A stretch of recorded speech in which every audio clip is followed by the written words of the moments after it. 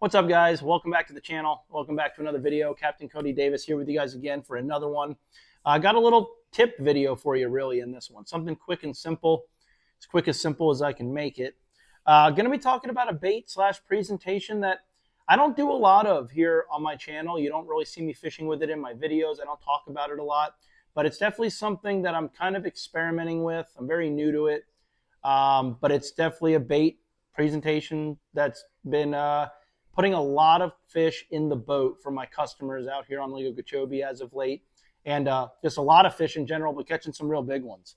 And what we're going to be talking about is throwing a spinnerbait. Now, any of you that have been following me for a little bit of time maybe remember the video I posted last summer. It was really towards the end of the summer, where I was talking about how throwing a spinnerbait or switching to a spinnerbait first thing in the morning while fishing a shad spawn deal out on the outside edge was getting us a lot more bites. All right, so I'd have one person start with a swim jig and or a vibrating jig in the boat lanes or what have you, and I'd have one person throwing the spinnerbait, and it was clear as day, a noticeable difference that a spinnerbait was getting 4 to 5 bites to the other bait's 1. Now, this was kind of towards the end, the tail end of the shad spawn, towards the end of the summer. It might have been a deal where these fish had been really conditioned to swim jigs and that style or what have you. Maybe the water was just getting a little dingier and dirtier, so that shine, that extra flash on the spinnerbait was getting more bites. But either way, it was a noticeable difference. What's kind of going on right now is slightly different. So in that video, I was talking about how this bait in that scenario was taking the place of, say, a swim jig. And we're in this one, we're going to be talking about it taking the place of a chatterbait. All right, so there's no, it's not a secret at all that over the last 4 or 5 months, really throughout the entire wintertime period, that Lake Okeechobee was kind of a chatterbait deal all around. I mean, if you did not have a chatterbait on your deck when you left the dock that morning in a tournament, I mean, you would know it at weigh-in time because you were going to have a small bag of fish. I mean, a chatterbait played so much out here on the lake, not just over this winter, but over the last 2 to 3 winters, and it all has to do with the high water and really the way that the lake is setting up. A vibrating jig is still a phenomenal bait. You guys see me use it all the time out, on my videos. If you guys have fished with me, you guys know I pretty much always have one tied on. The color may vary depending on the time of year, watercolor, things like that. But I mean, for the most part, I always have a vibrating jig tied on and have that rod in the boat. But what's kind of happening right now is, fortunately, the lake is dropping, and it's dropping at a very rapid rate, which I love to see. We're all super excited. The fishing's been flat out phenomenal over the last few weeks, really. I mean, there's been slow days in between. Today was very difficult and slow out there, but there's been more good days than bad days. But with the falling water, it's great to see, but we've been dealing with a lot of wind. Okay, we've really been dealing with wind since December, it seems like, of last year, all the way through to now, and we're pretty much in May, but the wind just has not stopped blowing. So obviously, throwing a vibrating jig is, that's a key component to having a good vibrating jig bite or chatterbait bite, in my opinion, is having wind. At least for me, in my experience, I don't do very well on a chatterbait when it's slick calm.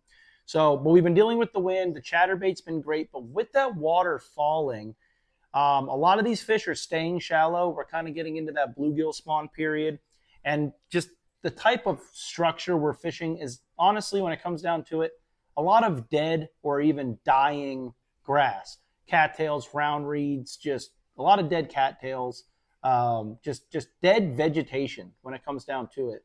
And a lot of it is hanging out on the bottom, but a lot of it with the warming water is even rising up, floating on top. There's just a lot of debris on Lake Okeechobee, and it's really sad to see. I hate to tell my customers to throw at the dirtiest, nastiest looking stuff you can find that's floating around. But the fish are, when it comes down to it, they're relating to it. And a vibrating jig is great for that because you're getting that deflection, you're getting that reaction strike, and it's all been well and good. But a lot of that, was great when those areas we've been fishing were in, say, 2.5, 3 to 4.5 foot of water. Or you had some room to play. You could get that bait down. You wanted that bait a little bit more towards the bottom, which a vibrating jig did very, very well with. Well, now with the water receding, the water level going down, These areas are now, in some cases, only 1.5 feet, a foot of water. And with the wind, it's stirring up the bottom a lot. It's kicking up a lot of sediment. It's putting a lot of debris all the way through the water column. And what it's doing is it's making throwing that vibrating jig very difficult out here. So instead of making a nice retrieve back to the boat and just kind of deflecting off some sticks or what have you, now you're picking up a lot of sludge. You may be getting caught in one of those dead cattail clumps and getting snagged. You're breaking a lot of baits off. You have to reel the bait extremely fast to keep it up in the water column, because if it does get down too low, you're picking up that sludge. It gets on your line, makes the bait not swim true. It'll make the bait not vibrate at all. And it's really becoming a pain. So something I did is, on these windy days, obviously another great bait to throw historically is a spinnerbait. And I just grabbed this one off the deck of my boat. This is one that's been chawed all to pieces and has been working great for my customers. But something that I've been experimenting with, which I've never really done, excuse me, has been playing around with different colors. I'm a very simplistic fisherman. So when it comes to a spinnerbait, I'm usually trying to imitate shad. All right, so right here I've got some kind of silver translucent with double willow leaf silver blades, shad pattern spinnerbait, okay? But I have been playing around with the darker colors, like the June bugs and the blacks. This is a nickel spinnerbait. I'm a big fan of all their colors that they offer, especially with the contrast between the blade colors matching up with the skirt colors, the head colors. It's really cool. The big reason I've been doing it is with a spinnerbait, and I don't have to tell any of you guys watching this by now. You guys are probably much better spinnerbait fishermen than I am. But what the spinnerbait does, it allows you to float the bait. All right, so that vibrating jig, if you try to float it, even if you go down to a 3/8 ounce chatterbait, you still have to reel that bait relatively quickly to keep that bait running, keep that, swimming true, searching, whatever, keep that blade going. And you're kind of zipping it over the top of them. Whereas with this, you can almost hover that spinnerbait. Those blades are going. It's making a bunch of flash. It's putting off vibration.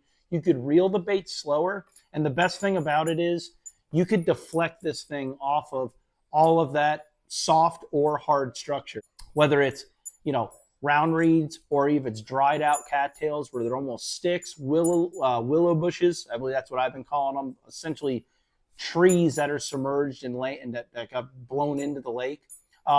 This spinnerbait does a great job of deflecting off of that, which is what you're trying to do when throwing a chatterbait typically. But now, because a lot of this stuff is exposed, it's a lot harder to do. Your line's getting wrapped around it. You're getting caught. You're breaking a bunch of chatterbaits off. Whereas the spinnerbait arm essentially just works as a weed guard. So this bait is just kind of ricocheting off of all that structure, and it's getting you a lot of reaction bites, which is cool. And it's just something a little different. I think when the chatterbait came out, a lot of people shied away from the spinnerbait, me included. But it's something a little different. Maybe the fish haven't seen. The only negative to it truly is that I don't care what spinnerbait you're using, they break. All right, this arm will flex out, and a big cause of that is because we're lazy, right? When you catch a dink out here on Lake Okeechobee, a pound to 2 pound fish, you boat swing them. All right, you flip them up in the boat. Even though it's a small fish to us, this little piece of wire right here, that's a pound of weight pulling on this arm, and over time it weakens. Okay, but over, what I tell people is you need that flexible thin wire arm to give that bait that vibration and for that spinnerbait to really work its magic. So that's the only downfall though, is that I have had them break in the past, but now I've kind of switched up my setup and just been really conscious of and cautious, I should say, of boat flipping fish. Go down, lip them, scoop them in the net, whatever, and it's going to make your spinnerbait last you a lot longer. And it's also just, going to save you from heartbreak of breaking the spinnerbait on that 9, 10, 11 pound fish. What I've been throwing mine on, I've been fishing about a 6/4 to 1 reel. Okay. That's kind of been the happy medium for me, because again, I do want to fish the bait slow. And I feel like the slower you reel it, the more that the fish can get it. And I've been throwing it on mono. I've been staying away from fluorocarbon with this. It's kind of a visual bite most of the time, fishing it in that shallow water. You can kind of see the bait. Even if I'm playing around with those darker bladed baits, you could still usually see the bait get eaten. And even if you don't, I'm throwing it on 20-pound trilene big game. It has enough sensitivity. You do feel the bite. And I'm acting just like it's a chatterbait, just kind of reeling it and pulling into them. I will throw it on a glass rod from time to time, but standardly I've been throwing it on like a 7.3, just a medium heavy rod, just an all-purpose rod. Again, I'm still playing around with it. I'm not a spinnerbait expert. I'm not an expert in anything when it comes down to it. But it's definitely been something fun to play with. You know, the other day I was in a community hole running a trip on a very, very tough day of fishing. Legitimately, every boat around me was throwing either the Mini Max Chatterbait, the Jackhammer, the Evo, you name it, every color, every trailer, every size. There were just chatterbaits flying all around us. And I think the biggest bag I saw get caught was, you know, someone did have like 20. There's a lot of 14-pound bags where my customers, you know, they caught them. We caught, I think, 2 6s, a 5, a 5.5, and it was all on a spinnerbait. So I don't think it's necessarily as much that a lot of it, you know, well, I think it's a little bit of everything. I think it's something a little different than they've been seeing until this video comes out. But just the efficiency of fishing the bait. You know, how many times do you throw that chatterbait out anymore? You reel it in, and you're like, that should have been bit. Oh, I've got this much schmegma going up from my knot up my line. Maybe the bait didn't swim right, or just the fish saw the debris on your line. Or maybe you get snagged or whatever. You're fishing more efficiently in those shallow water conditions with the spinnerbait, and it's going to get you some more bites.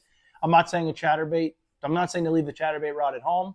I'm not saying that this is the only way to go. I'm just saying that this is something a little bit different. You could show those fish and go on and play with colors. You know, I mean, I've been doing it, and it's been pretty cool, and it's been something different. So definitely give it a shot. This is the I believe the Nichols Pulsator spinnerbait. I'm a big fan of this bait. I was throwing the Catalyzer this summer, but I do like this bait. I think, I could be wrong, I think this one has a slightly different hook. I like it. It's not too stout, but it doesn't flex out. And I'm a big fan of the head of the bait. It runs true, and I'm just a big fan of all the different colors that they offer as well. So pretty cool. And I was just going to say something else, but I can't remember what it is. Oh, I don't throw a trailer hook. I don't run a trailer on my spinnerbait. Okay, I don't. I try to make it just look as kind of finessey as possible, but experiment with it. Let me know. What do you guys throw on the back? I'm sure there's a ton of spinnerbait fishermen watching this from all over the country that maybe winter down here, visit down here. Let me know. Let me know some tips that you would like to see me try, or, you know, I don't know if you guys just want to give me some help. It's definitely something fun. It's something a little different than I've really played with in years. So it's definitely getting me some more bites, and the lake is setting up for it for now. I'll make this video, and now the wind will probably completely die for the summer. But the windy, shallow water conditions and the dirty, kind of, not dirty, but just that stained, stirred up water has definitely been making that spinnerbait bite pop. So appreciate you guys watching. Hopefully this helps you guys put a few more fish in the boat while out here on Lake Okeechobee, or anywhere else you're watching this from that you fish. If you want to book a trip, give me a call, shoot me a text. Booking into the summer already. It's going to be hot, but those morning trips can be phenomenal if you get the right day in the summer. And I've still got a couple of days available in May, and I think this May is going to be absolutely wide open. You know, the past couple weeks, real quick, has been great. Had a 29-pound bag, 29-pound day on a guide trip, all artificial the other day. There will be a video coming out. I had a 90-fish day out on Lake Okeechobee with my brother. Phenomenal day. He caught all the fish. I think he had like 31 pounds by himself, and that was all flipping, which was pretty cool. Had a couple of crazy frog days. My buddy Chris Sherling, I watched him. He had a 38-pound day out here the other day. And then we had a couple tournaments this weekend. Took 31 to win on Saturday. It took 32 to win on Sunday, and 29 pounds was fourth place. So they're biting. All right. So if you guys want to get out here, or if you want to book a trip, let me know. And that's about it. I appreciate you guys watching. Like and subscribe, and I'll see you guys on the next one.